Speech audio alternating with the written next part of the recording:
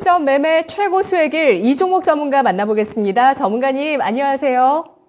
예, 안녕하십니까. 이종복입니다. 네, 오늘 양대지수 이틀째 하락세입니다. 전체적으로 약세인 가운데서 선별적인 개별 종목의 움직임 나오고 있죠. 오늘장의 특징 잘 잡아야 될 것 같습니다. 어떻게 잡아주시겠어요?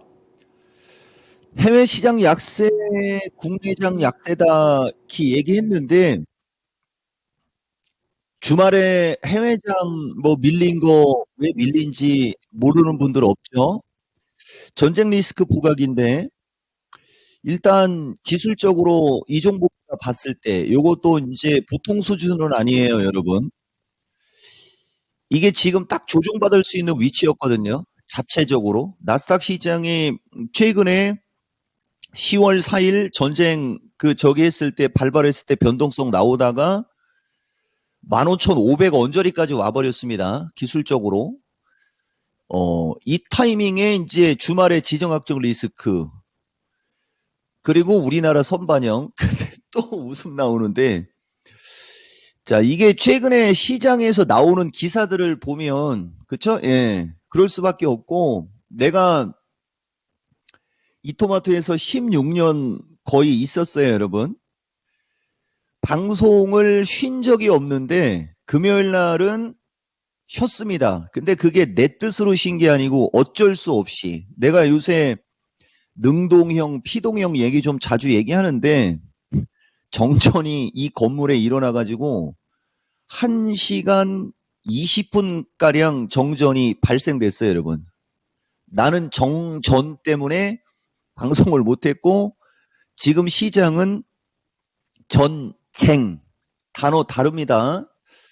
전쟁 이슈로 밀리는데 그 타이밍 그죠? 예, 그 타이밍이 참 기가 막힙니다. 이게 무슨 꿍꿍이가 있는지 모르겠지만 어쨌든 해외장 잘 갖고 결국은 다시 기술적으로 조정을 받을 수 있는 위치인데 전쟁 이슈 확전 부각 유가 급등시키고 시장 조정받았다.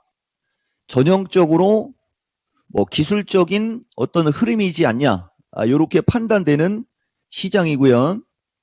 그러다 보니까 오늘장 우리나라 에너지 관련주하고 선별적 종목인데 저 선별적 종목이 내가 미스터 진단 이게 대본이 열려 있을라나 모르겠네요.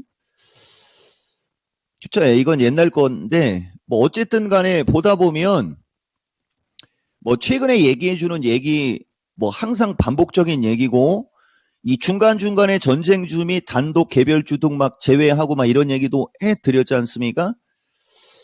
지금 현재 시점에서 특징적으로 움직임이 좋은 전쟁 관련주, 에너지 관련주, 물가 관련주, 이런 주식을 부각시키기는 좀 그렇고 밀리는 쪽을 밀리는 쪽은 부각시키는 게 아니고 밀리는 쪽을 이야기를 할 수밖에 없는 거예요, 여러분. 그거 잘 참고하셔야 돼요. 그래서 선별적 에너지 및 선별적 종목 강세 중에 거래소의 에너지 관련주, 낙폭과대 에너지 관련주나 피팅 관련주, 조선 기자재 관련주 그런 쪽은 기술적으로 나쁘지 않은 흐름이지만 여타 다른 종목 쪽은 그냥 자기네들 움직이는 대로 움직이는 걸 그냥 두는 게 어떻겠느냐 정도 의견까지 드린 거예요, 여러분. 어차피 시간이 지나면 시장은 다시 돌게 돼 있거든요. 근데 그 도는 시점이 이제 조금 더 시간이 지나야 되는데 내가 지난 미스터 마켓에서 전망이라는 거는 지금은 빼버리겠다고 얘기했으니까 그쪽은 빼버리고 핵심 주도주가 기술적으로 밀릴 수 있는 위치였었고 지금 주식시장은 금리 이슈가 어느 정도 누그러지고 있는 게 긍정이에요. 다만 대외 변수에 의한 달러 강세, 그 다음에 원화 약세, 그러면은 달러 강세 원화 약세 기조가 나올 때는 외국인 수급이 강하게 들어올 수가 없으니까 누차 얘기하지만 구조적으로 지금은 지금과 같은 흐름이 나올 수밖에 없다. 이런 정도 얘기해 드리는 거고 단기적인 변동성은 필연 이 단기적 변동성 이후에 시장이 어떻게 될 건지를 판단을 하는 게 중요하거든요. 그것은 좀 이따 뒷부분에 뺄게요. 그래서 오늘장 특징은 전형적으로 기술적으로 밀릴 수 있는 위치에서 변동성 요인인 전쟁 이슈가 부각되면서 약간 심리적으로 좀 꺾여서, 그렇죠? 예, 개별 종목들 위주로 움직이고 전체적인 주도 주가의 주식들은 조정을 받는다. 이렇게 말씀드릴 수 있습니다. 네, 전쟁 관련한 종목군 가운데 에너지주의 강세가 돋보이고 있고요. 그리고 핵심 주도주는 조금 기술적으로 또 후퇴할 수 있는 가능성 보셨는데요. 오늘 장의 투자 전략 어떻게 세울까요? 지지저항 개념으로 오늘장은 327, 그죠? 예, 327 돌파, 325 지지인데 중국하고 항생도 마찬가지예요. 이 나라도 진짜 자주 얘기하는데 이쪽이 기세 자체가 지금 보다시피 조정권 아닙니까? 그러니까 지수는 저 기술적으로 327을 넘어갈 일은 없고 아마 장중에 325를 깨서 조금 더 밀릴 수는 있을 거예요, 아마. 그러고 나면 종가 무렵으로 가면서 다시 325 쪽으로 안착해주면 되긴 되는데 내가 오늘 여러분들한테 얘기해주고 싶은 것은 아까도 얘기했듯이 지수의 흐름하고 시장의 흐름 자체는 피동형으로 움직일 수밖에 없어요. 추세 패턴의 중요성 후 얘기하면서 몇 가지를 이야기를 하겠습니다. 반도체가 이게 지난 금요일 날 방송이 들어왔었어야 되는데 이건 특징주로 얘기해 주는 거예요. 특징주로. 근데 원래 삼성전자에서부터 이런 것도 얘기해 주면 좋겠지만 어차피 이쪽은 지금 각 자체가 밀리는 가격이기 때문에 주식을 하는 사람들은 돈 벌려고 하는 거니까 여기 지금 보면 덕산테크만이 또다시 되게 세게 올라가는데 최근 주식시장의 핵심 특징적으로 얘기해 드리는 거예요, 여러분. 주가가 이렇게 충분히 빠진 섹터 혹은 충분히 빠진 종목이어야 돼요. 근데 지금 반도체나 2차 전지나 에너지 쪽은 이렇게 충분히 빠진 쪽이 아닙니다. 거기에 지금 추세 패턴의 중요성 얘기하고 있는 거예요. 오늘장도 보면 알겠지만 저는 편들어 주는 건 아닙니다. 편들어 주는 건 아닌데 타이밍 때문에 이야기하는 거예요. 오늘 에코프로 BM 쪽에 또다시 증권사에서 목표가 하향이거나 매도 레포트가 나왔거든요. 여러분. 내가 지난번에도 한 2, 3주 한참 전인 것 같아요. 그쪽에서도 고평가됐다라고 매도 레포트가 나왔어요. 그리고 주가가 밀렸다가 지난주에 변곡점에서 반등 나올 수 있는 타이밍에 반등 나왔을 때 보면 알겠지만 근 열흘 가까이를 밀어버리고 값서 요런 거 요렇게 이런 거 놓으면 좀 그렇죠. 저런 거 놓으면 그렇다고 이거 안 놓을 수도 없고요. 그쵸? 예. 광고 내 의도가 아닙니다. 열흘 가까이 밀어버리고 이틀 만에 절반 가까이를 확 올려줬던 그 흐름을 우리가 지금 좀 참고를 좀 하셔야 될 거예요. 다만 보다시피 2차 전지의 종목들은 너무 오랜 기간 동안 올라갔어요, 여러분. 너무 오랜 기간 동안 되게 많이 올라간 상태고 최근 두세 달 정도가 약세 구간으로 왔는데 추세 각 자체가 지금 여기서 세게 돌릴 수 있는 분위기가 아니라는 거죠. 그러다 보니까 저런 레포트에 예민하게 반응을 하는 거예요. 그래서 내가 해주고 싶은 얘기는 지금까지 매도 레포트를 쓴 증권사가 적중한 적이 없어요. 다만 지금은 패가 하방포의 기준을 잡는 패가 유리한 건 사실입니다. 그래서 변동성은 불가피해요. 다만 이 변동성 뒤를 본다면 이 지금 매도 레포트 특히 오늘 날짜에 목표가 하향 쓴 저 증권사들은 내 단언하는데 쥐구멍을 찾을 날이 올 것이다. 이 정도는 얘기할 수 있어요. 이게 원래 좀 민감하지만 왜냐면은 누구나 추세가 약할 때 주가가 밀리는 거는 거의 초등학생들도 알 수 있거든요. 근데 왜 하필이면 지금 시점이냐는 거죠. 다 무슨 꿍꿍이가 있을 것이다라고 나는 판단하는 거고, 이건 내 개인적인 의견입니다. 다만 이제 이쪽이 세게 움직이려면 아까도 얘기했듯이 대외 변수가 해결이 돼야 되는데, 그 이 전쟁 변수는 길수록 불리합니다. 인플레이션에서. 근데 반대가 되는 거죠. 이 전쟁 변수로 인해서 물가가 다시 올라가고 유가가 급등하면서 뭔가 좀 분위기가 좀 거시기해지면 연준이 공격적인 긴축 정책에 약간 누그러질 수가 있어요.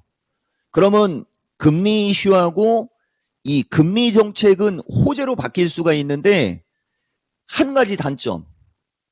그게 다시 경기 침체 이슈로 부각될 때는 그때 가서 판단하는 겁니다.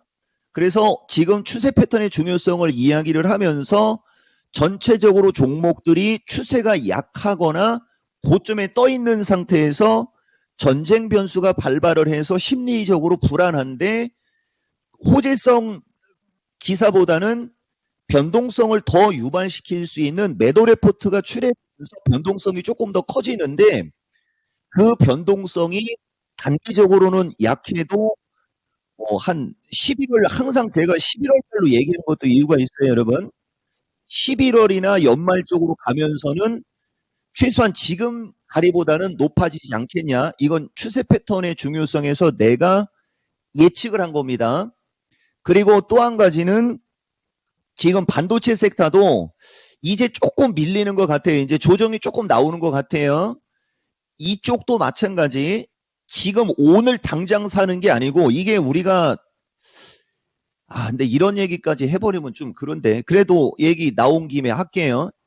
중심 이론으로 써서 우리 권미란 진행자 앵커가 아마 기억을 할 겁니다. 내가 지난 5월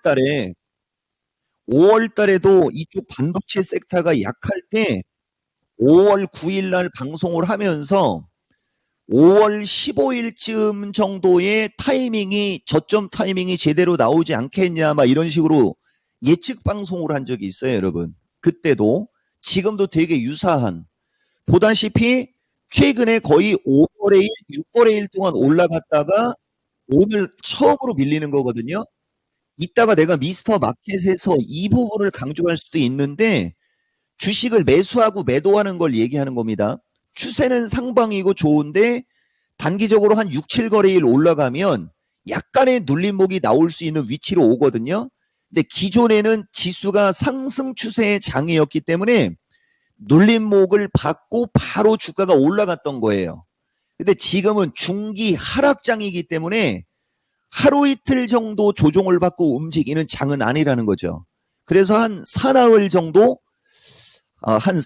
정도의 어떤 텀을 두면서 반도체 섹터 잘 관심 갖고, 인공지능 섹터 잘 관심 가지면 될 것 같고, 그 다음에 2차 전지도 마찬가지. 이렇게 되면 지난주, 그러니까 엊그저께 금요일 말고 그 전주, 이 중기 하락의 변곡점에 이 사이클도 얼추 맞습니다. 이제 요 사이클이 맞고 나서 이제 요거예요, 여러분. 10월 6일 미스터 진단에서 중요 변곡점 체크에 1일, 5일, 9에서 11일에 요 5일 타이밍이 지금 지나가고 있는 거고, 9에서 11일 타이밍으로 진입을 하고 있다라는 얘기 해드리는 거예요, 여러분. 그래서 여기서 흔들리는 이 변동성, 기회로 활용을 할 때 좋은 결과 나올 수 있는데, 또 얘기하지만 그 지금 당장 내일부터 좋을 걸 예측하고 확 들어가는 게 아니고, 한 일주일 정도, 한 사나흘 정도의 텀을 두고 베팅을 하면 결과가 나오지 않겠냐, 이런 의견 드린 겁니다. 네.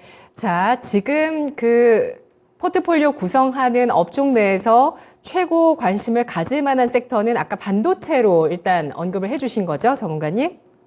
예, 맞습니다. 예, 고맙습니다. 예, 고맙습니다. 이종복입니다. 네, 이종목 전문가의 미스터 진단 오늘 오후 2시에 이어집니다. 금요일에 아쉽게도 외부적인 요인으로 저희 방송을 쉬셨던 만큼 더 여러분들께 전해드릴 전략 많으실 겁니다. 미스터 진단에서 오늘 오후장의 전략 함께해 주시기 바라겠습니다. 중기 하락장이라는 것을 미스터 마켓에서 오늘 2시 이어집니다. 이종목 전문가의 미스터 마켓 함께해 주시고요. 중기 하락장 내에서의 추세 패턴의 중요성 2가 나갔습니다. 금리 전쟁 실적 여러 가지 변수들 속에 경기 침체 가능성도 들어있는 상황이지만 경기 연착륙으로 갈 수 있을 것인지 이 주도주의 흐름을 통해서 잘 지켜보면서 비중 확대 시점들 잘 체크를 해보시죠. 지금까지 투자 판단에 도움드릴 수 있는 내용들이었고요. 다만 주가의 상승과 하락을 보장하지 않는다는 점 유의하시기 바라겠습니다. 내일 마켓땡에서 뵐게요. 고맙습니다.